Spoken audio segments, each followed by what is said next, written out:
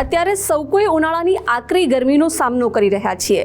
સામાન્ય રીતે આપણે માનીએ છીએ કે શિયાળો હૃદય રોગના દર્દીઓ માટે મુશ્કેલ હોય છે, પરંતુ સત્ય એ છે કે અતિશય ગરમી પણ હૃદય પર ભારે દબાણ લાવી શકે છે। તાજેતરના જ અભ્યાસો મુજબ હવામાનમાં આવતો અચાનક ફેરફાર હાર્ટ એટેક અને હીટ સ્ટ્રોકનું જોખમ અનેક ગણું વધારી દે છે। કઈ રીતે એ જાણીશું આજના જાણવા જેવુંમાં। હું છું આપની સાથે જિજ્ઞાસા।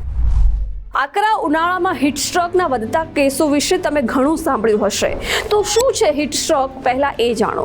જ્યારે બહારનું તાપમાન વધે છે ત્યારે શરીર પોતાને ઠંડુ રાખવા માટે સંઘર્ષ કરે છે।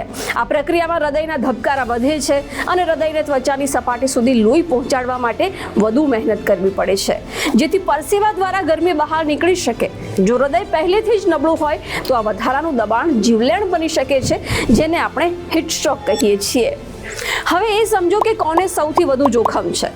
આમ તો હીટ સ્ટ્રોક કોઈને પણ થઈ શકે છે, પરંતુ અમુક લોકોએ ખાસ સાવધાન રહેવાની જરૂર છે, જેમ કે હૃદય રોગના દર્દીઓ, હાઈ બ્લડ પ્રેશર ધરાવતી વ્યક્તિઓ, વૃદ્ધો અને નાના બાળકો અને કિડનીની બીમારી ધરાવતા લોકો। હવે હીટ સ્ટ્રોકથી બચવા માટેના ઉપાયો પણ જાણી લો। હાઇડ્રેટેડ રહો, એટલે કે પુષ્કળ પાણી પીવો। તરસ ન લાગી હોય તો પણ નિયમિત અંતરે પાણી પીતા રહો। હૃદયના દર્દીઓએ ડૉક્ટરની સલાહ મુજબ પાણીનું પ્રમાણ જાળવવું અને દવાઓ ક્યારેય ચૂકવી નહીં।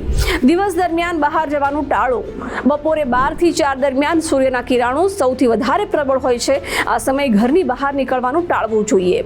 જો જવું અનિવાર્ય હોય તો છત્રી, સનગ્લાસ અને પાણીની બોટલ સાથે રાખો। હળવા રંગના સુતરાઉ કપડાં પહેરો। કસરતનો સમય બદલો। વધારે ગરમીમાં ભારે કસરત કરવાનું ટાળો। કસરત માટે વહેલી સવાર અથવા મોડી સાંજનો સમય પસંદ કરો, જ્યારે વાતાવરણ ઠંડુ હોય। જો કસરત દરમિયાન છાતીમાં દુખાવો, વધુ પડતો પરસેવો કે ગભરામણ થાય તો તરત જ ડૉક્ટરનો સંપર્ક કરો। નિયમિત હેલ્થ ચેકઅપ કરાવો। હવામાન ગમે તે હોય, તમારા હૃદયની સ્થિતિ જાણવા માટે નિયમિત તપાસ કરાવવી જરૂરી છે। બ્લડ પ્રેશર અને હૃદયના ધબકારાનું મોનિટરિંગ કરતા રહેવાથી ગંભીર જોખમો ટાળી શકાય છે। ગરમીને હળવાશમાં ન લો।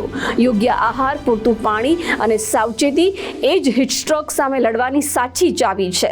તમારું હૃદય અમૂલ્ય છે, તેની સંભાળ રાખો।